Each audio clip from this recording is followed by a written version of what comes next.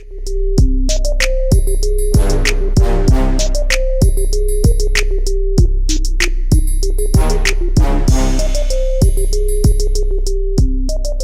you for tuning in to this episode of Moms in the Zone. Today's guest is Mr. Eddie Gill. He's the lead advisor with Wise Financial, Northwestern Mutual. Welcome to Moms in the Zone, Mr. Gill.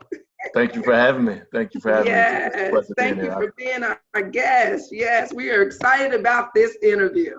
Thank you. No, I appreciate it. You all having me. I think you're really on to something special here, being able to empower families in this capacity. I think it's a great opportunity.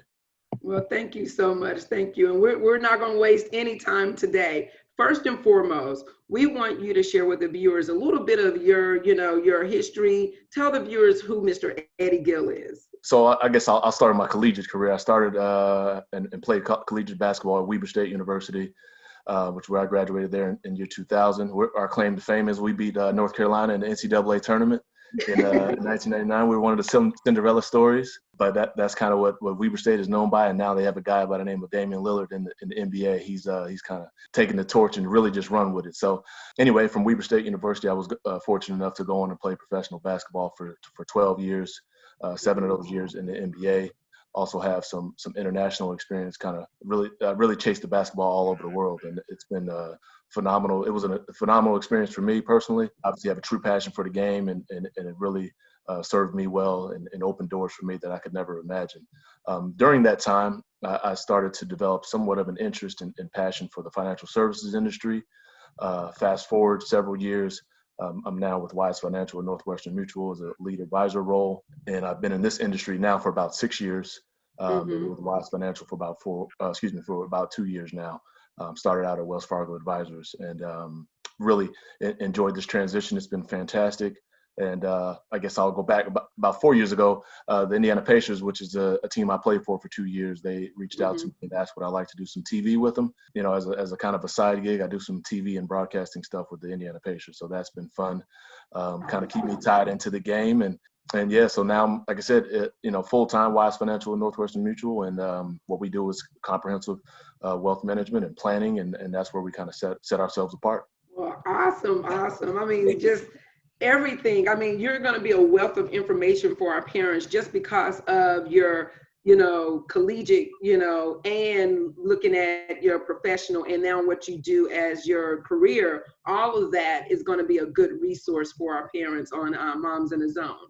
And so we'll just get to it. The first question, as a college athlete, all 3 of our sons are college athletes, and they're going from being high school players, going off to college, being by themselves, and really managing their own money, especially with most of the students, if you're in a Division I school, they're getting a stipend. What would be some of the things that you would say the best practices for college students? What do they need to do as they go off to college and managing their own, finances? Yeah, I would think one of the first fundamental, and I call them life skills. I have collegiate students myself. I have a 20 and 18-year-old also. And even when they were younger, I used to always tell them, hey, get comfortable with being uncomfortable, right? So, when they're working on their craft and their skill, those two play basketball. I'm not sure where they got that from, by the way, but they play basketball. My daughter runs track.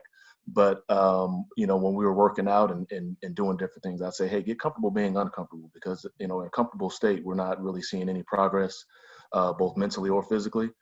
So when you're talking about kids as they leave your home and, they've been obviously taken care of and nurtured at home, but when they get out there on their own, you'll be able to, first of all, establish different networks of friends and associates and business associates and all of those types of things. And as you mentioned, the financial piece, a lot of us, we just don't know as we're growing things that's just not high on the priority list, which is common. So, how do we break that comfort zone, right? And the first piece is just trying to educate yourself, even if it's an elective at a school and you're able to take some sort of finance course, is just get, finance 101, whatever that course description may be very useful. Just finding out, hey, how do I set a budget? What are taxes about? What is a 401k once I go on and get a job? What's an appropriate amount of savings? And obviously, everyone comes from their own particular background, and some of us, maybe a check-to-check background, just barely making it, multiple jobs, a single parent family at home.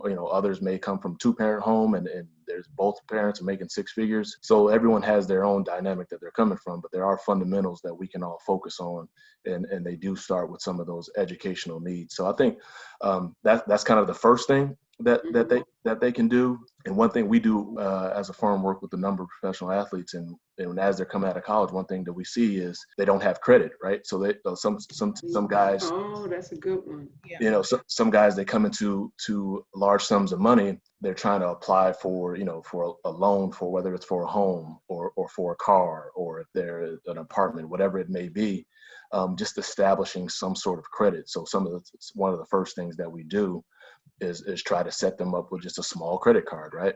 And then that's just able to build that credit up, making sure that payment is made inside of 30 days so the interest doesn't start to accrue. Because we want to stay away from interest, right? So those are things that they can do in college. And my kids, even my personal kids, we try to set them up with credit cards at a very small amount. Parents, and as the student themselves, they can give themselves certain stopgaps so they don't go crazy and then run up all this debt for no reason. Right. But if they have money in their checking account, you're able to set up automatic payments that go towards that credit card. So those are some of the things that you can do as a collegiate student to start to prepare yourself for that graduate those graduate years.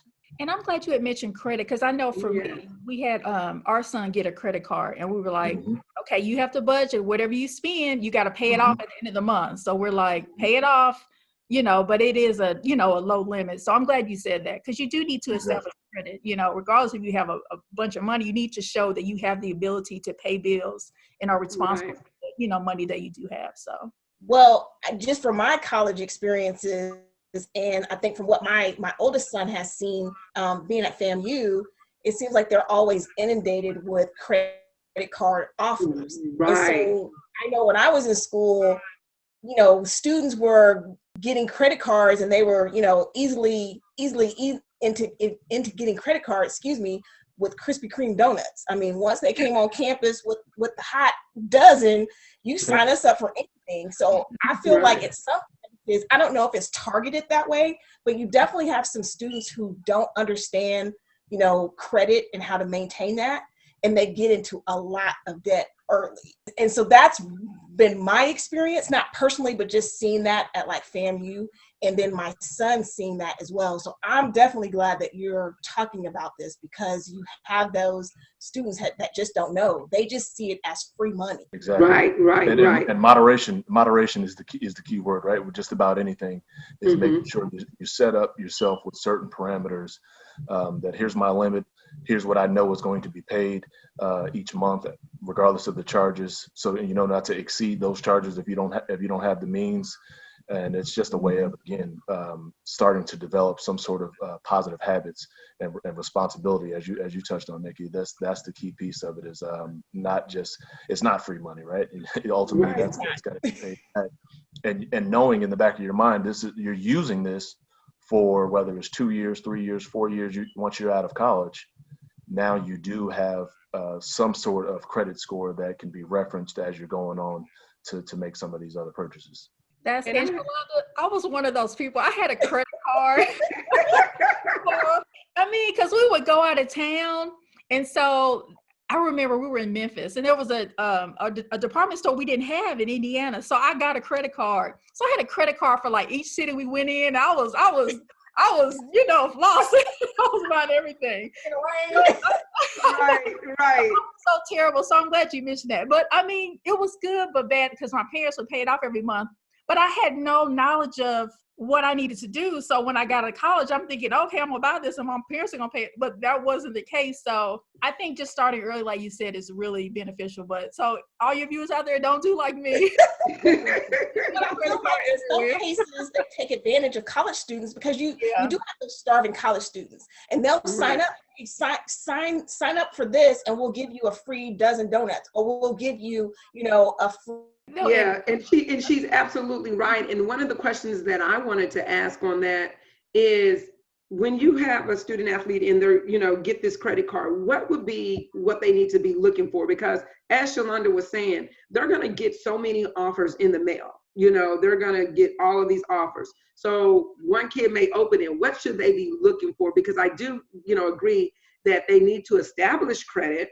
But then when they get these offers, what are the APRs that they need to be looking at? Like if they have annual fees, what do they need to look at in order to make sure that they don't get, sucked into a bad credit card that is going to charge them a lot? So what do they need to be looking for?